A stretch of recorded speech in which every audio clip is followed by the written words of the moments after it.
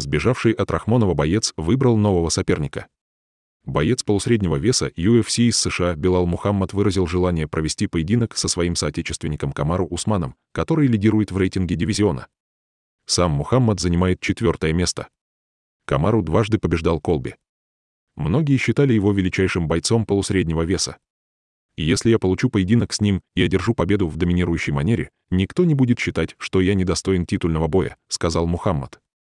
В своем последнем бою на турнире UFC 280 Мухаммад техническим нокаутом одолел Шона Брэди, продолжая серию побед, которая началась с января 2019 года.